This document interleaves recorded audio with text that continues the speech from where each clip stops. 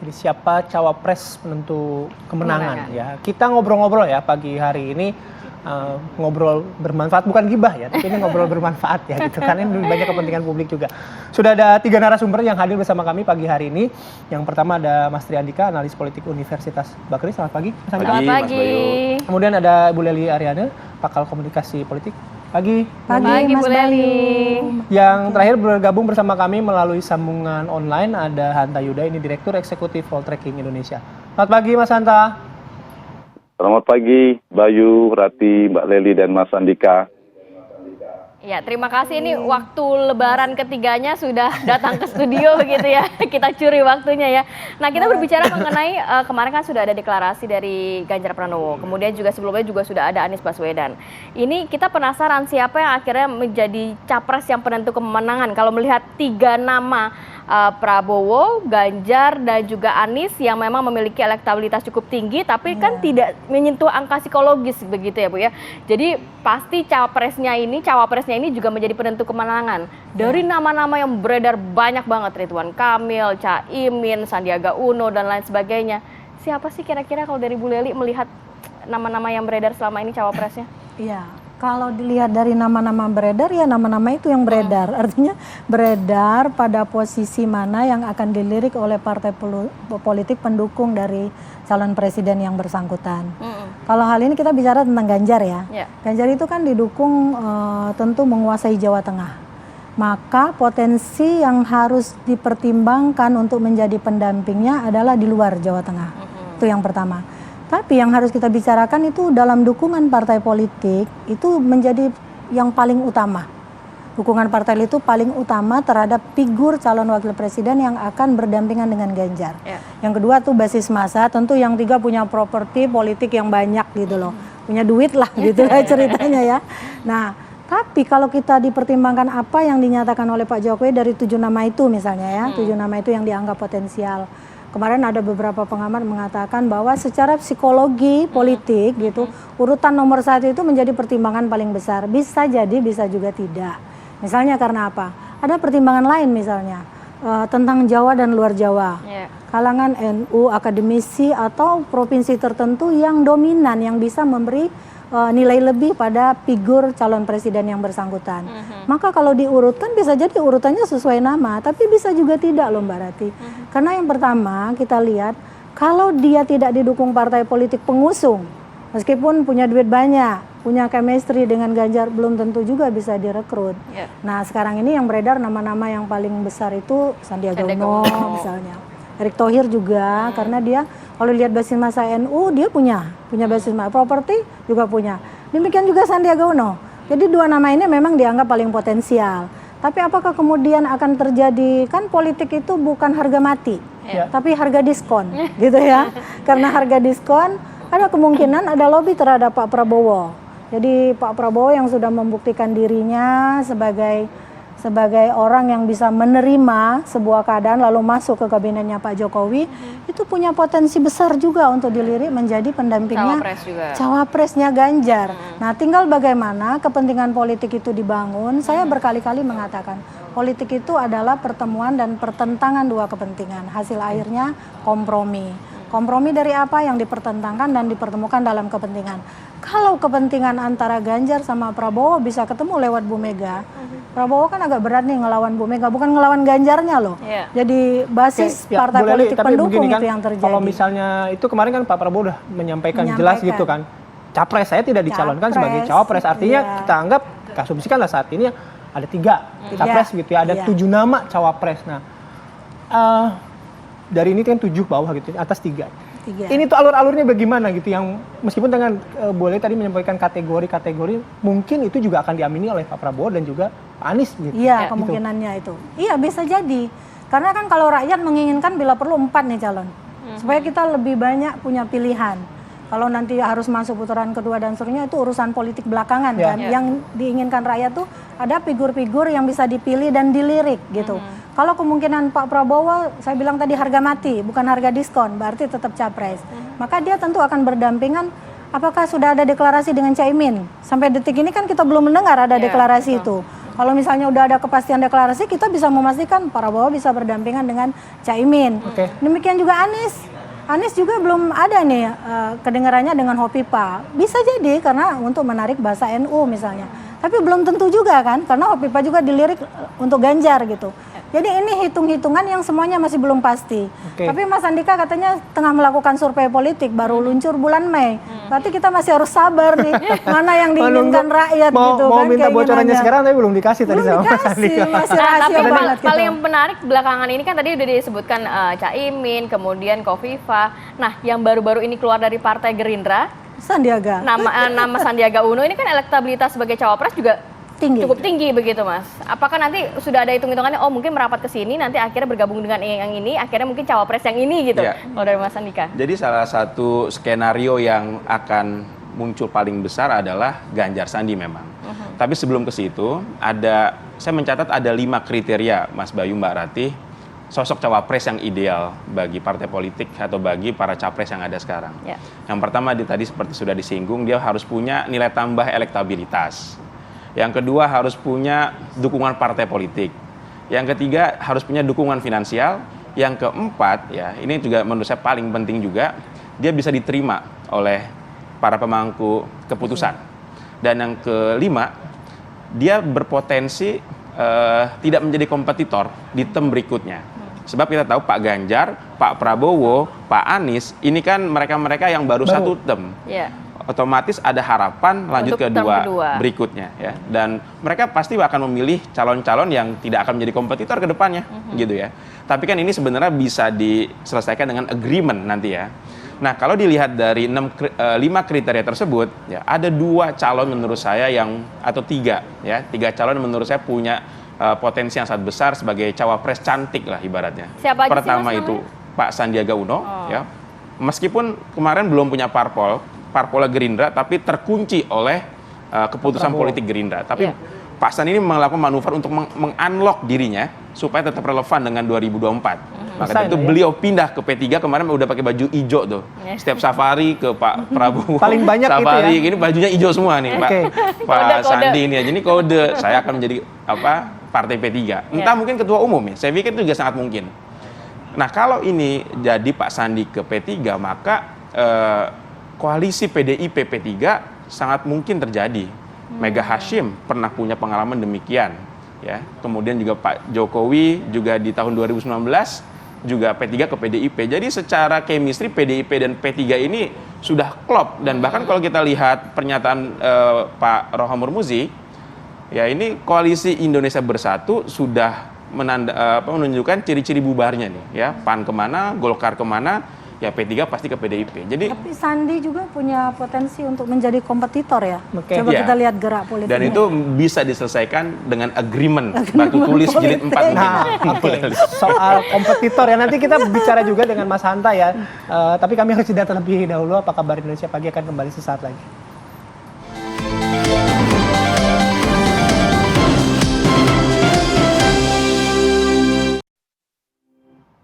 Anda kembali di Apa Kabar Indonesia Pagi, kita lanjut perbincangan. Saya langsung ke Mas Hanta. Mas Hanta, kalau analisis Mas Hanta soal cawapres, minimal dari 3 capres lah ya yang sekarang sudah muncul ke permukaan. Cawapres seperti apa? Kemudian warna-warnanya kira-kira merapatnya ke yang mana, Mas Hanta?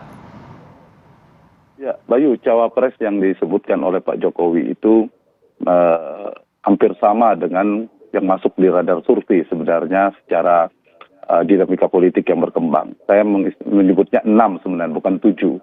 Karena yang nomor 7 itu Pak Prabowo ditanya oleh rekan-rekan media menanya kepada Pak Jokowi. Kalau Pak Prabowo gimana? Lalu direspon oleh Pak Jokowi. Pak Jokowi kalau kita perhatikan menyebut 6 nama. Erik, Sandi, Mahfud, RK, Ridwan Kamil, Gus Muhaimin, dan Erlangga. Dari 6 nama ini memang ada menunya, ada menteri, ada gubernur, dan ketua partai. Dari semua ini memang masing-masing punya kekuatan ya, yang menjadi modal awal bagi seorang cawapres. Soal kapabilitas tidak perlu kita bahas, karena semua mereka punya kapabilitas. Yang kedua adalah elektabilitas. Elektabilitas ini variabel yang paling penting di saat ini kalau kita perhatikan peta elektoral sangat kompetitif antara 3 capres ini. Berubah, dinamis. pernah Anies menyalip posisi Prabowo, kemudian Prabowo pernah di atas Ganjar baru-baru ini, dan apalagi nanti ada respon publik kalau diukur lagi setelah deklarasi Ganjar. Jadi dinamis sekali. Jadi faktor elektabilitas yang disebutkan, nama-nama yang disebutkan oleh Presiden Jokowi itu ada memang elektabilitasnya cukup tinggi ya. Dan Pak Jokowi seperti memang pembaca survei yang jeli dari beberapa nama itu. Yang kedua, kekuatan selain kapabilitas tadi, elektabilitas. Yang kedua adalah tadi soal boarding pass, setelah elektabilitas boarding pass. Jadi cawapres-cawapres yang memiliki kemampuan untuk menghimpun kekuatan para pemilik boarding pass, katakanlah tiket ketua umum partai. Kalau tadi disebutkan Sandi itu sedang manuver sangat kencang untuk kemungkinan berempat P3. Erick Thohir sangat sering disebut oleh PAN. Kemudian Pak Erlangga tentu sudah diputuskan oleh Golkar. Dan nama-nama lainnya termasuk Pak Muhaimin dengan PKB-nya. Ini adalah faktor yang kedua. Yang ketiga adalah logistik atau isi tas. Jadi elektabilitas, boarding pass, dan isi tas. Kedukungan publik, tiket politik, dan logistik. 3 hal ini.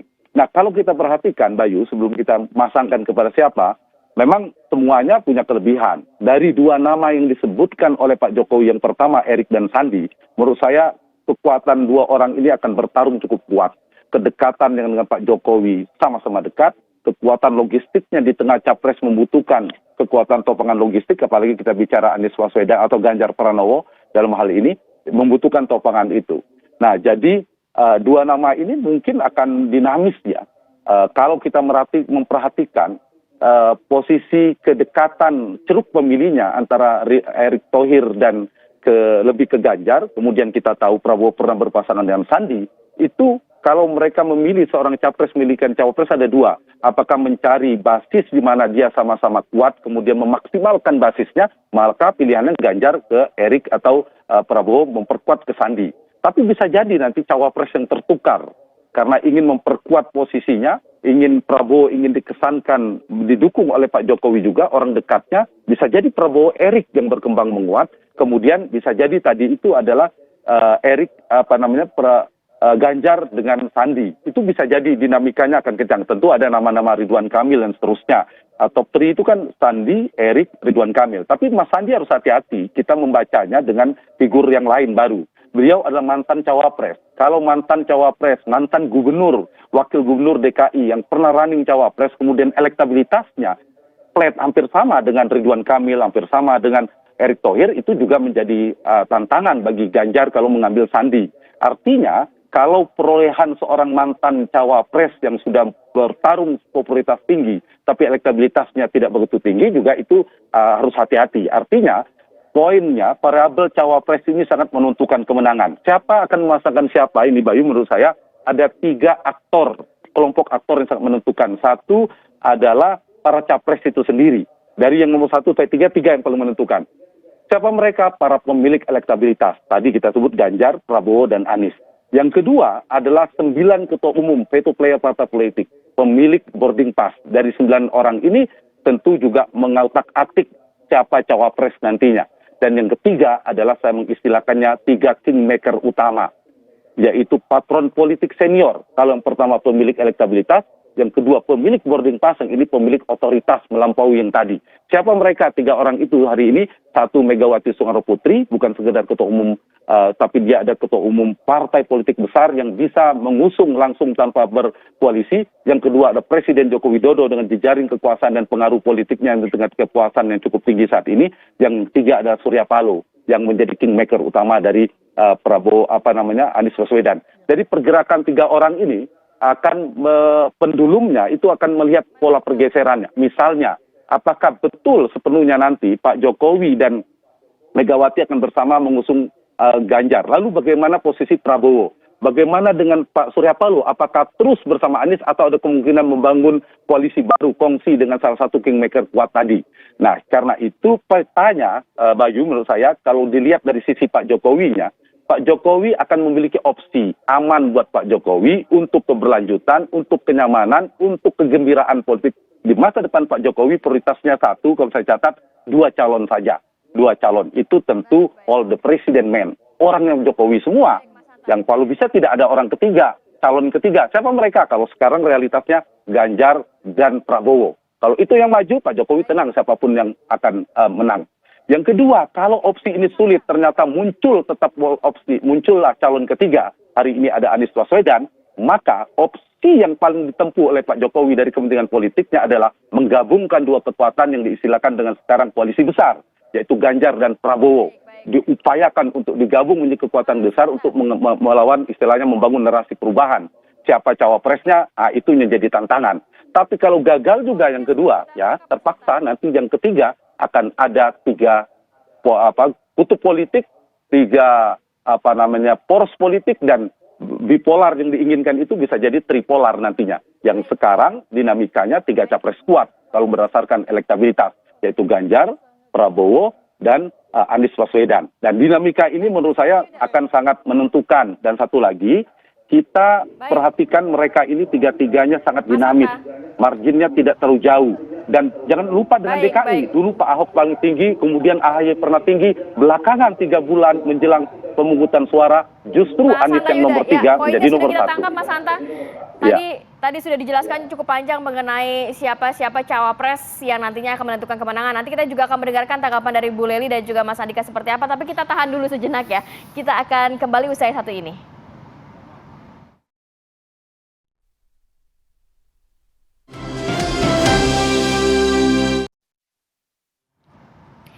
Baik, Anda kembali di Apa Kabar Indonesia Pagi, kita lanjutkan. Tadi Mas Hanta tadi sudah mengelaborasi ya hingga pada tingkat kingmaker. Saya balik lagi ke Mas Andika. Mas Andika tadi bilang ada beberapa nama cawapres yang sebenarnya potensial.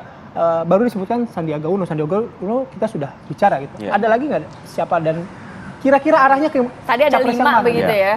2 cawapres yang paling mendapatkan tempat spesial di mata Pak Jokowi, Sandi dan Erik. Ya. Tetapi kita jangan lupa bahwa ada nama Pak Erlangga Hartarto dan juga Caimin. Ya, 2 orang ini meskipun elektabilitasnya tidak setinggi Erik dan Sandi, tapi mereka punya partai politik. Dan saya membayangkan ya, 2 pimpinan parpol ini nggak mau hanya jadi sekedar pemeran figuran dalam Pilpres 2024, Mbak Mas. Jadi mereka akan sampai menit akhir memasang dirinya sebagai cawapres, dan potensi Prabowo Erlangga sangat mungkin ya. Kalau kita lihat kemarin ada pertemuan antara Golkar dengan Pak Prabowo pasca Ganjar deklarasi kemarin. Jadi meskipun Sandi, Erik punya elektabilitas yang tinggi, mereka nggak punya parpol sampai dengan detik ini ya. Hanya terafiliasi dengan P3 dan terafiliasi dengan PAN.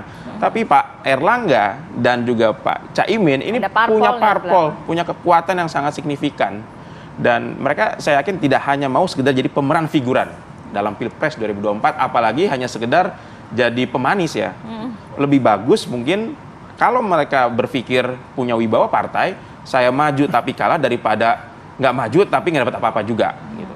Dan parpol mengincar kotel efek dari Pilpres ini. Jadi mungkin lebih dari 3 nanti dong? Bisa jadi. Bisa jadi 3, bisa jadi 2 seperti Mas Hanta tadi sampaikan, bisa jadi 4 juga Mas. Kalau tiba-tiba tidak ketemu antara Pak Prabowo dan Pak Erlangga. Pak Erlangga dan Caimin bisa maju bareng-bareng. Bukan untuk nekat-nekatan, ini untuk menyelamatkan leveling partai masing-masing supaya bisa mendapatkan kemenangan di pileg. Seperti itu. Bu Lely, tapi kalau melihat penting nggak sih mencari cawapres yang elektabilitasnya cukup tinggi? Karena kalau kita tadi sempat ngobrol-ngobrol ya, saat Pak Jokowi memilih Ma'ruf Amin, Ma'ruf Amin kan tidak ada, dalam arti tidak setinggi sekarang elektabilitas Sandi, kemudian nama-nama yang memang sudah masuk dalam bursa cawapres begitu. Akankah sebenarnya penting banget memilih yang elektabilitasnya cukup tinggi atau gimana? Sebenarnya dari pemilu ke pemilu kita tuh selalu berkaca pada potongan-potongan pesan yang dihasilkan oleh mereka-mereka yang kemudian masuk dalam bursa pencalonan. Contohnya pada periode kedua Pak Jokowi ya, merekrut Prof. Ma'ruf Amin. Prof. Ma'ruf itu dulunya kan ada lawan tim pres 2 periode di zaman Pak SBY kan. Lalu beliau juga pernah menjadi ketua komisi 6 di DPR RI kalau nggak salah, anggota DPR dan seterusnya. Kemudian beliau juga adalah tokoh Tangerang itu katakanlah. Nah, sekarang ini akomodasinya itu mau berpihak kemana? apakah tadi yang disebut Mas Hanta tentang relasi patron klien. Iya. Sekarang ini yang menjadi patron itu kan partai politik pengusungnya Ganjar, dan yang kedua patronnya adalah Pak Jokowi. Yang notabene orang-orang yang disebutkan itu kan ada dalam lingkaran Pak Jokowi semua. Nah, apakah patron ini yang akan digerakkan? Si patron itu menurut teorinya kan punya kekuasaan, punya wewenang jabatan dan kedudukan. Si klien itu punya kesetiaan, punya integritas dan dukungan. Nah, ketiga-tiganya itu bisa bersanding. Nah, apakah itu akan menjadi pertimbangan? Kalau seandainya berkaca pada yang terjadi pada Pak Jokowi periode kedua, saya kira elektabilitas nggak menjadi pertimbangan. Tapi bagaimana kedekatan yang dibangun, persetujuan partai politik yang saya bilang yang paling utama. Mau dibilang apa? Pendukungnya Mas Ganjar misalnya, kalau dia tidak setuju dengan orang yang menyodorkan diri, katakanlah, meskipun elektabilitasnya tinggi, mau dibilang apa? Itu tidak akan terjadi. Jadi semuanya itu berkelindang dalam sebuah program yang tersimulasikan dalam ketentuan yang dibangun partai politik atau si patron tadi. Si patron tadi adalah Bu Mega sama Pak Jokowi, saya pastikan itu. Pasti itu akan terjadi. Yang kedua, kalau kita misalnya ingin melihat tentang akomodasi daerah pemilihan, yang pertama. Lalu yang kedua tentang basis masanya. Secara psikologis, entahkah itu daerah tertentu berdasarkan NU dan sebagainya, atau antara Jawa dan non-Jawa, maka itu menjadi pertimbangan dari semuanya. Jadi bukan semata-mata elektabilitasnya, karena yang terjadi kita buktikan di Pak Jokowi, elektabilitas cawapres tidak menjadi jaminan, karena yang dipilih adalah calon presidennya. Itu yang terjadi gitu loh. Oke, saya ke Mas Hanta lagi. Mas Hanta, dari 3 capres gitu yang sudah sama-sama kita dengar, kemudian membahas soal cawapres, ada jeda waktu antara 5 sampai 6 bulan. Akan sesulit apa partai-partai ini memilih cawapres? Bisakah kita berharap mungkin bulan depan atau 2 bulan lagi gitu, nama-nama cawapres itu sudah ada di genggaman capres ini dan kemudian dideklarasikan? Saya kira sulit kita untuk berharap dalam waktu dekat ya. Sekarang dinamikanya akan kencang di cawapres. Apalagi sekarang itu pilpres tanpa incumbent, berbeda dengan seorang incumbent yang masuk di putaran kedua, seperti Pak SBY di putaran kedua, leluasa dengan elektabilitas sangat tinggi mengambil Pak Budiono, kemudian Pak Jokowi di putaran kedua dengan Pak Maruf Amin, itu sangat mudah. Tetapi periode pertama tanpa ada incumbent, kasus Pak SBY berpasangan dengan JK, dan terakhir Pak Jokowi dengan JK, itu mungkin bukan pilihan utama. Bukan yang paling diinginkan Pak Jokowi, bisa jadi kita tahu karakter Pak JK yang manuver politiknya cukup kencang, sangat piawai. Kemudian juga ada opsi-opsi di Pak Jokowi, nama-nama lain. Nah, tapi karena keterbaksaan, kebutuhan, hitung-hitungan elektoralnya, peluang kemenangannya memang harus dengan Pak JK. Nah, karena itu periode ini sama dengan periode Jokowi JK dan Prabowo SBY JK. Variabel elektabilitas akan determinan. Seperti sekarang capres, dulu kita memprediksi akan maju Prabowo, Puan, dan Erlangga dan sebagainya, kemungkinan.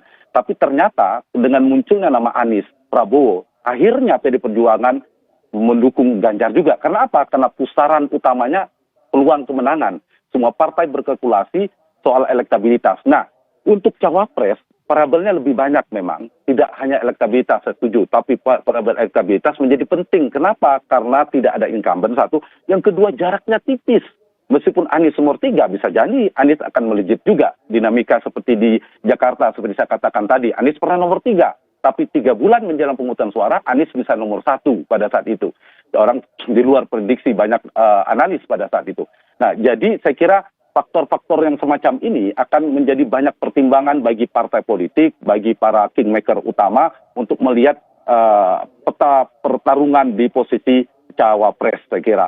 Nah, lalu dari nama-nama yang ada, saya kira memang ya, ini prediksi saya kalau 3 pasangan, Ganjar yang menguat memang ada 3 kalau kita perhatikan, Erik, Sandi, dan Ridwan Kamil. Bisa jadi ada nama Pak Mahfud dan sebagainya, tapi saya melihat itu. Prabowo, Caimin, Erick Thohir, dan Khofifah.